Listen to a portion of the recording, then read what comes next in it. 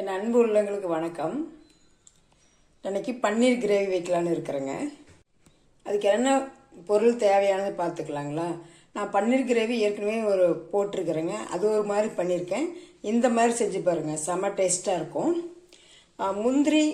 முந்திரி ஒரு 10 முந்திரி, 1 டீஸ்பூன் கசகசா ரெண்டும் சேர்ந்து சுடுதண்ணியில் ஊற வச்சுருக்கிறேங்க. அப்புறம் பட்டை, கிராம்பு, இந்த மாதிரி மசாலா சாமான்கள் எல்லாமே, பிரிஞ்சி இலை, சோம்பு எல்லாமே ஒவ்வொன்றும் எடுத்துக்கோங்க. அதிகமாக வேண்டாம், ஒன்றுன்னு எடுத்துக்கோங்க. 2 தக்காளி, அப்புறம் கொஞ்சம் கொத்தமல்லி கீரை, கொஞ்சம் புதினா கீரை, 2 பெரிய வெங்காயத்தை இந்த மாதிரி சாப்பரில் போட்டு நல்லா சின்ன சின்ன பீஸுமே இது மாதிரி நல்லா சாப் பண்ணி எடுத்துக்கிட்டேங்க. பன்னீர் 150 கிராம் எடுத்துருக்கிறேன். சின்ன சின்ன பீஸாக கட் பண்ணி வச்சுருக்கிறேங்க. மிளகுத்தூள், மல்லித்தூள், தனி மிளகாத்தூள், அப்புறம் ஜீரகமும் 4 வெந்தயம், ஒரு 10 வெந்தயம் மட்டும் போட்டு மிளகு அரைச்சி வச்சுருக்குங்க அந்த தூள், ஜீரகத்தூள், அப்புறம் கரம் மசாலா தூள், மஞ்சள் தூள், இவ்வளோதாங்க. இப்போ நம்ம இந்த தக்காளி, புதினா, கொத்தமல்லி இது 3 ஒரு டைமாக அரைச்சிக்கலாங்க. இந்த மசாலா சாமான்கள், இந்த முந்திரி, இந்த கசகசா இது 2 ஒரு டைமாக தனித்தனியாக அரைச்சி எடுத்துக்கலாங்க. இந்த மாதிரி தண்ணி ஊற்றாமல் அரைச்சிட்டு வந்துடலாங்க. தண்ணியே ஊற்றாவில்லை, அந்த தக்காளியில் இருக்கிற தண்ணியே நல்லா நீட்டாக இந்த மாதிரி அரைச்சிட்டு வந்துடலாங்க. அடுத்து நம்ம முந்திரி அரைச்சிக்கலாம். இப்போ நம்ம ஃபஸ்ட்டு பன்னீரை வறுத்துக்கலாங்க. 1 ஸ்பூன் எண்ணெய் ஊற்றிருக்கேன்.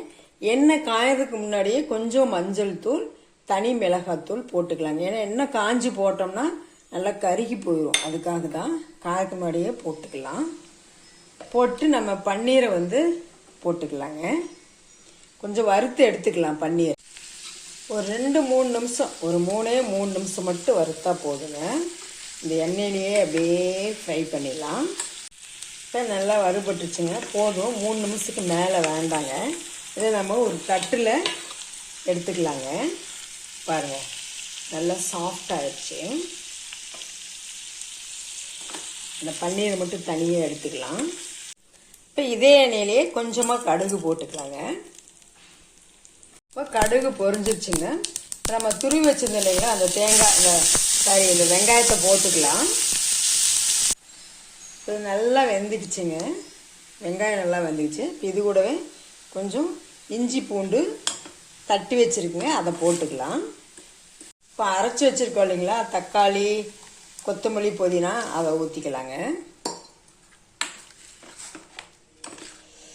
ஊற்றி நல்லா இது பேஸ்ட் மாதிரி ஆகட்டுங்க. இப்போ இது கூட நம்ம இந்த பொடி வகை எல்லாமே ஒன்றா போட்டுக்கலாங்க. இப்போ இதுக்கு தேவையான அளவு உப்பையும் போட்டுக்கலாங்க. போட்டு நல்லா இது நல்லா பேஸ்ட் ஆகட்டுங்க. பேஸ்ட் கண்டிஷனுக்கு வர்ற அளவுக்கு நல்லா கொதித்து வேகட்டுங்க. இந்த மாதிரி தொக்கு பார்த்துக்கு வரணுங்க. இந்த அளவு திக்னஸ்ஸாக நல்லா சுண்டிடணும் தண்ணியெல்லாம். இப்போ நம்ம கொஞ்சம் நான் சுடுதண்ணி வச்சுருக்கிறேங்க. சுடுதண்ணி ஊற்றிக்கலாம். ஒரு 1/2 லிட்டர் ஆகிற மாதிரி நம்ம தண்ணி ஊற்றிக்கலாங்க. ஊற்றி இது நல்லா கொஞ்சம் நேரம் கொதிக்கட்டுங்க. இப்போ இது ஒரு கொதி வந்துருச்சுங்க. இப்போ நம்ம முந்திரி இதெல்லாம் அரைச்சி வச்சுருந்தோம் இல்லைங்களா, இப்போ அதை ஊற்றிக்கலாங்க. இப்போ இதெல்லாம் சேர்ந்து ஒரு கொதி வரட்டுங்க. இப்போ பார்க்கலாங்க. இப்போ ஓரளவுக்கு ஒரு கொதி வந்துருச்சுங்க. இப்போ நம்ம பன்னீரை போட்டுக்கலாம். இப்போ பார்க்கலாங்களா, நல்லா வெந்துருச்சுங்க. நம்ம பன்னீர் இந்த கிரேவியில் போட்டு ஒரு 3 நிமிஷம் இருந்தால் போதுங்க. அதிகமாக விட வேண்டாம், ஏன்னா அதிகமாக விட்டோம்னா ரப்பர் மாதிரி ஆயிரும். அது கொத்தமல்லியும் கறிவேப்பிலையும் போட்டுடலாம். நமக்கு சூப்பராக கிரேவி, பன்னீர் கிரேவி சூப்பராக ரெடி ஆயிடுச்சுங்க. ஹோட்டலில், ஸ்டார் ஹோட்டலில் இருக்கிற மாதிரி கிரேவி சூப்பராக இருக்குங்க. டேஸ்ட்டு சப்பாத்தி, இட்லி, தோசை எதுக்கு வேணாலும் செஞ்சு சாப்பிட்லாங்க. அவ்வளோ சூப்பராக இருக்கும். செய்யறதும் ரொம்ப ஈஸி தாங்க. எல்லாம் ரெடி பண்ணி வச்சுக்கிட்டோம்னா ஒரு 20 நிமிஷத்தில் பண்ணிடலாங்க. ரொம்ப அதுக்கு டைம் எடுக்காது. நீங்களும் செஞ்சு பாட்டு எப்படி இருக்குதுன்னு கமெண்ட் பண்ணுங்கள், சப்போர்ட் பண்ணுங்கள், சப்ஸ்கிரைப் பண்ணுங்கள். தேங்க்யூ.